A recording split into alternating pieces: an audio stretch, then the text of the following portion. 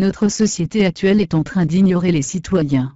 Les riches, les élites, les technocrates et les responsables politiques ont créé un pacte pour nous diriger.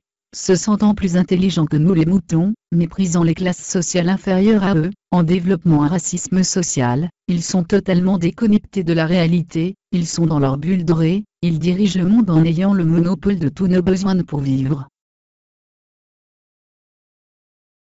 Alors que les moutons devraient être acteurs primordiaux de l'espoir et de l'avenir du monde. Le citoyen doit être au cœur des problématiques écologiques, car nous vivons sur une fiction, nous ne croyons pas ce que nous savons. Le citoyen des pays riches est de plus en plus sensible, conscient et informé de la non-durabilité de son mode de vie, sans pour autant s'engager à modifier significativement son quotidien.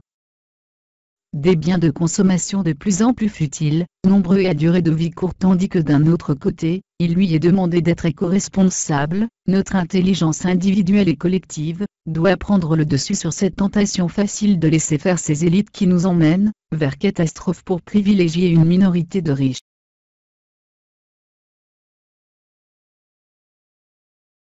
La diminution forte et rapide de notre consommation en biens superflus, et un mode de vie plus raisonnable resteront les mots d'ordre. La décroissance ne doit plus être tabou, consommer ne doit plus être un signe extérieur de richesse, il y a bien d'autres manières de concevoir notre développement, passons de la vanité à l'humilité.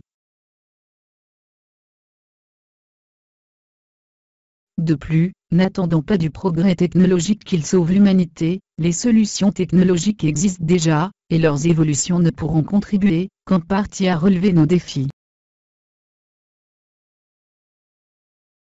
Au final, le doute n'est plus permis et pourtant nos comportements et nos politiques ne changent guère. Les espèces qui survivent ne sont pas les espèces les plus fortes, ni les plus intelligentes, mais celles qui s'adaptent le mieux au changement. Par conséquent, il est évident que nous allons vivre dans les années qui viennent des changements sociaux, environnementaux plus importants que ceux survenus pendant le XXe siècle, si on veut que l'humanité survive.